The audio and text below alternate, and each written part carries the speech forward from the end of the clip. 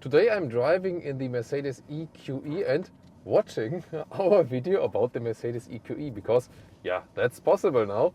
It's really interesting. It's a very new feature here. You can watch YouTube online while driving as a passenger with these Bluetooth headphones here, also here Mercedes headphones. And it depends on where it is allowed. For example, in the US, it depends really on the state. For example, in California it's allowed, and when you cross the border, there needs to be like this geo-fencing that it then shuts down when you're in Nevada. Very interesting, definitely. But of course, I want to tell you more about today also how it is to drive in the Mercedes EQE, the first time in the EQE, the smaller EQS, so to speak.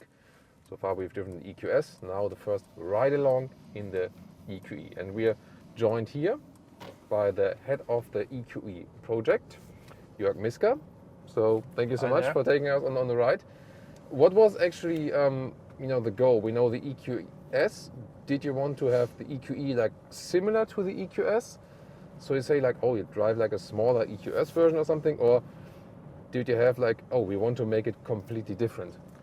Well, first of all, the EQ is a family. It's a family of cars, and it's going to be a full lineup of cars, limousines and SUVs. And therefore, of course, there has to be some familiarity within that family for those cars, but also every product out of this family should have its individuality. And as said, the EQS is comparable to S-Class sedan, and the EQE is more the new business limousine. And it also has a lot of attributes that we kind of know from the CLS. So we like to compare it to the CLS as well as the E-Class itself. So it's more supposed to be an electric CLS than an electric E-Class? Well, I wouldn't go that far that we would really differentiate those too much, but it's the limousine that you would use as a self-driver rather than the ultimate luxury limousine. And therefore we have positioned it more as a self-driving car, so for the driver, made for the driver, but also with lots of room in the second row as a business limousine. Yeah, here by the way, the screen turns off when the driver is looking like 5 seconds in that direction, also for safety reasons, also a very interesting feature. So everything is set that the driver is not distracted by the screen there. And but I mean, the driver has a lot of distraction here already, right? Exactly, but let's say entertainment is not allowed while driving, and I think that's a very good ruling in this case. So we have a setup with a camera that is observing where I'm looking at with my eyes. So it even differentiates whether I'm looking at your screen or into the rear view mirror, which I obviously should do. But there will, at some point also be some entertainment maybe in that screen when there's full self-driving. Sure. We know that the EQS is already able to drive on the motorway up to 60 kilometers an hour, in this level 3 driving mode. Will this also be possible with the EQE? No, sorry, this is a feature we will not have in the EQE, this capability for highly automated driving. This is something we have positioned in the luxury segment as our entry for this feature. So this, for now, is not available in the EQE. I was curious, you started basically like with this more CLS comparison. Why would you rather see this closer to the CLS than to the E-Class? It has a couple of features that we already introduced to the market with the CLS. For example, the doors. We have the doors without the frame for the windows, for example. That's this kind of 4-door coupe attribute that also the EQE has. And also the slope of the roof and a lot of, let's say, visual attributes that make it more comparable to a CLS rather than an E-Class as let's say, the sedan, the classic sedan. Oh, okay. So we have normal steel springs as base here. Yes. And then optional air suspension. This vehicle here is equipped with that air suspension. Yes. So all these, let's say, hard facts technology-wise, like suspension, also the main chassis maybe, also the battery, is that all somewhat similar to the EQS? The drivetrain is very comparable because it's made out of this family approach. So the battery that we use in this car is the same one that we have in the EQS, in the 350. The electric motors, the ETUs, they are the same. So all the driveline configuration is very comparable between the two cars. So you were asking about Yeah. the body structure of the vehicles and whether they are comparable. Yeah. From a design standpoint, the layout, the architecture are very comparable. In terms of the material mix we are employing in those two cars, they differentiate, or we differentiated them because the EQS is built, we just passed here, factory 56. It's built together with the S-Class, the conventional S-Class, and we have a higher share of aluminum in that body structure. So Okay. that's a little different mix. The EQE is built in Bremen and in future also in China. And those are built together with the C-Class, which has a higher share of steel in the body structure. So in order to fit in those production setups, we had to kind of integrate more steel into the structure of the EQE. So in terms of weight, they are closer to each other than you would think by size. And is the steel, like more steel chassis here, does it have more flex? Is it less stiff? No. In terms of the, let's say, dynamic behavior of the cars, we design them to whatever material mix we employ. They all have to fulfill the same functionality, whether it's like, say, the torsional stiffness or safety purposes and all that. So that's independent of the material mix. You just have to choose a different approach to do it. So the wheelbase here is around 9 centimeters or like 3.5 inches shorter than in the EQS. Yes. And double than that is, the length difference, Yes. like 20 centimeters. Yes. I think And like that's 8 the- inches, 9 inches difference in the length. That's the visual appearance you also yeah, have. We have shorter overhangs on this car than on the EQS. That makes it look a little more compact. And I would say, I really feel that, I've just been driving the EQS actually, just drove it yesterday, and it is a notable feeling. So this one indeed, when you just compare the length, it more feels like an E-Class or CLS in length, and you also feel that shorter wheelbase. When you maybe do some right and left turning, then we can do some turns later on, and obviously the rear steering. We also have the rear steering, 4.5 degrees or 10 degrees in this car. Together with a shorter wheelbase, shorter overhangs, the turning radius on this car is really phenomenal, and we can see that later. And as you said, you drove the EQS. The electric vehicles in general, due to the battery, low center of gravity, long wheelbases, they are almost stoic in going continuously straight. But the challenge is to also make them agile and make them turn nice and be maneuverable, and that's what we achieve with the rear axle steering. We had the 21-inch wheels here on this one here as well, and so I have the same setup in the EQS at the moment, 21-inch and air suspension. This one also equipped with the optional air suspension. And comfort-wise, did you have like a little stiffer setup here with the EQE, or is it more or less the same setup with the EQS? The setup is very comparable. As I said, the weight doesn't differ too much. The wheel diameters are not too far apart from each other. So the setup is, I would say, really comparable. Overall, I would say it's very good driving comfort, and also noise insulation-wise, I feel it's really silent. Yes. So I wouldn't say like, oh, this is only the EQE and then it's louder than the EQS. So there is this raw chassis foam applied to the EQS, what they do with the S-Class. That's probably a planned thing. We do have that here as well. Do they do that in Bremen then as well? Oh, interesting. Yes. And again, due to the different body structure, it's a different application, but that's also something we employ here. Yeah, but that's really good. So they don't have like so much compromise, and of course this will here start at a way lower price than the EQS, like the E-Class to the S-Class. You know, that makes it So what would you say? You're head of this project. The one thing that you say that absolutely stands out with this vehicle, if you have to put one thing? If it's only one thing, it's the efficiency. I really love how efficient we use the energy we have on board with the battery, and that you really get long ranges in everyday driving, whether it's cold or warm, and whether you are going faster or slower.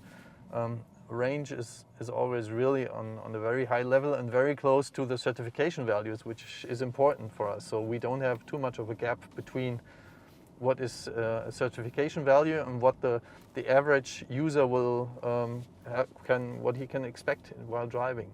So that's probably the biggest pro, and if the second biggest one for me is the rear axle steering. I absolutely love it. Yeah, rear axle steering, especially when you drive slower, it makes the car so much more agile. It kind of takes a short wheelbase. It feels kind of unreal almost. Well, here's a nice roundabout where we can experience the rear axle steering, and it just feels amazing, and we could do much tighter turns even. Well, if you have the 10 degrees rear axle steering, do you know by heart how much it reduces the turning circle? Almost 2 meters. 2 meters reduction. So it's from 12.7 meters without rear axle steering. It reduces down to 10.7. So it's almost 2 meters reduction in turning circle, which is a lot if you're maneuvering. So what I feel from my passenger experience so far is all the features that make the EQS special, like good noise insulation and this spontaneous ride, also the air suspension and so on. You all get that, but I feel that with the shorter wheelbase, the car feels sportier, it feels more agile. I can already feel that it's more driving fun. Yes, it feels like, I mean, the weight difference is not really present, right? You say like weight difference is not the thing, but it still feels lighter because of that shorter wheelbase. Then of course the rear axle steering as well. So if driving fun is a thing for you, then the EQE will help, and also of course is less expensive.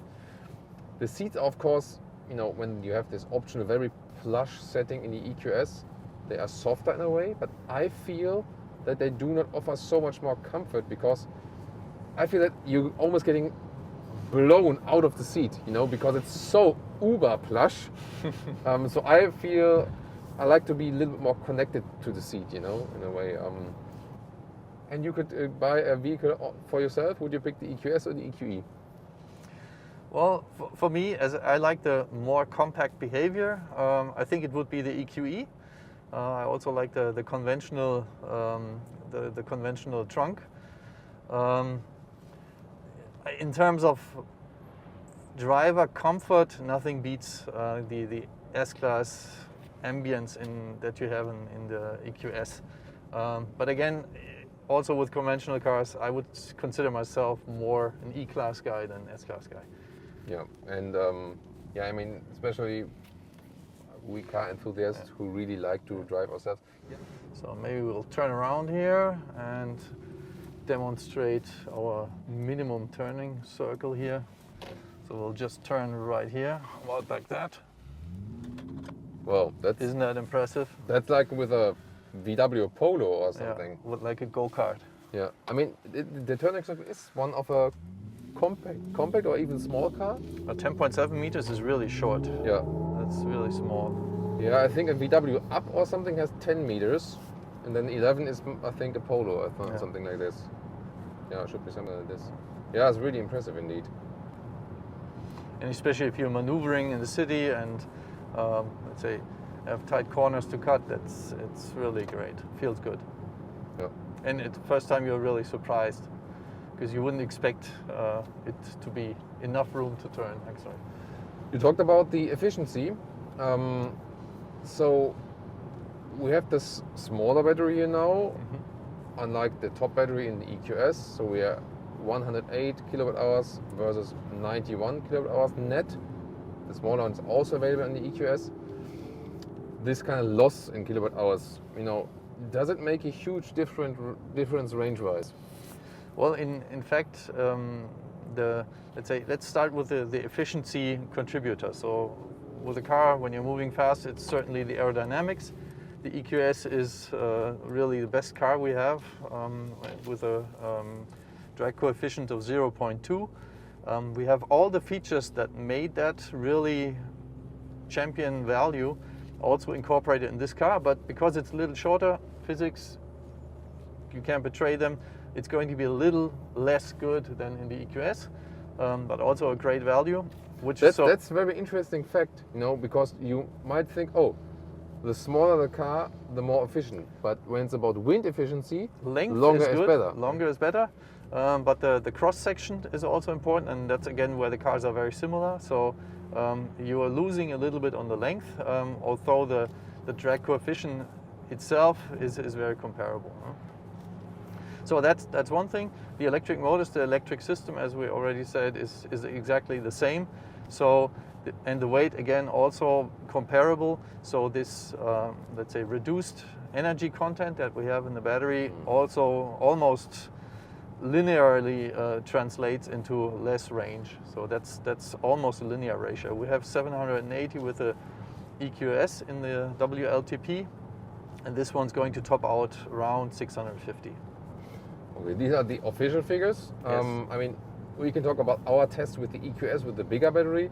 And in summertime, we ended up some 600 plus kilometers or 400 something miles. That was possible in very good conditions. But we have a catch here with the EQS and the EQE. It does not have a heat pump. That's true. And I really wonder about that, because I did a winter test now in the EQS and the range was almost cut in half. And I did not really, it was driving rather slowly, and I had hit more like 220 miles or 350 kilometers. So consumption of about 33 kilowatt hours on 100 kilometers. So what are you going to do about this?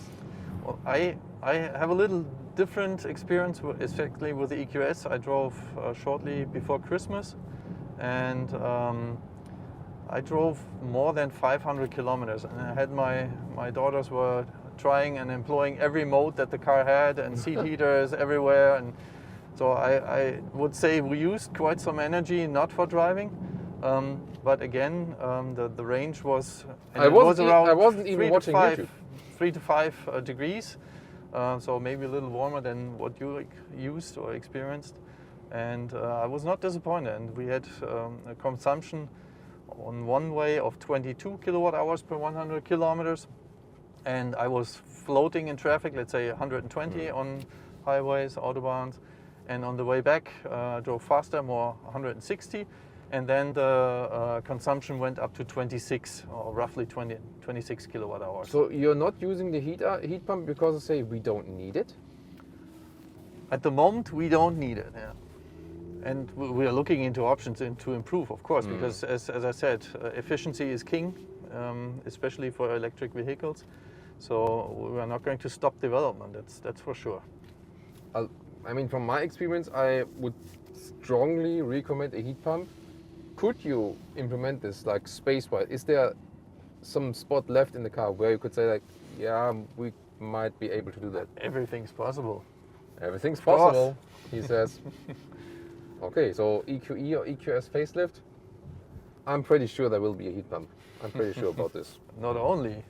we are working on cars, and I think with the EQXX, that was a good indicator in where the technology is going and what the direction is going to be. And when it comes to the drivetrain efficiency, that's it. Is there anything I can do right now to increase winter range? I've read one of our viewers, EQS customer.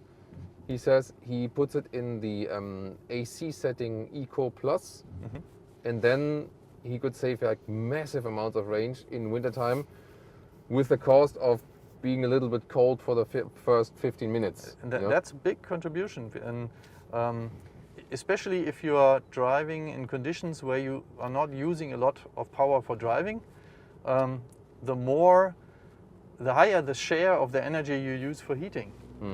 We can charge so fast now. You have 170 kilowatts charging power. That worked very well in the EQS. It works well. We had like in about 30 minutes, we charged over 80 kilowatt hours. Yes. That's I haven't seen that yet actually. Because it's the same here, right? In It EQE? sustains the high charging current, and that's key to get a lot of energy into the car in a short period of time. Is it the same here with a smaller battery? It's a little less, yeah. because the energy needs to be distributed over the different cells of the battery. But the max peak is less. It's 170 kilowatts, the peak. Okay, but I mean, but then it will probably go more than towards 150 or something like that. Yeah. So it won't make the biggest difference in charging then, probably, because I mean, we were starting at, I think, 188, and then it dropped down to slowly 170, 160. Something like that slowly. you will see here, but with an offset of, I don't know, 10 or 20 kilowatts. Yeah, yeah. So, but in reality, that's still a lot of energy in a short period of time. Yeah. And if you plug in your car and you just walk off to get a coffee and you're coming back, you're probably most likely already done. Last comment here to the seating comfort. Actually, these are, it's an AMG line. We see also here the red console stitches. So these here are the sportier seats we're on here right now, right? To look at headrest, yes. Yeah. So like the base seat will be, you know, with a separate head restraint then, and Yes. a little bit softer as for the cushion as well. Yes. Okay, yeah. So this one here, I mean, it's already quite soft, but if you want it a little bit softer then you would rather not go for the AMG line and stay with a base, you know, softer seat. Learned a lot about the EQE in driving now. We also have already the complete episode where we have it in the studio with all the exterior and interior details. And of course, if you want to compare the Mercedes EQS, a lot of the comparisons we've been talking about, if you want to see where that came from, check out this episode, and thank you so much for the ride. Thank you.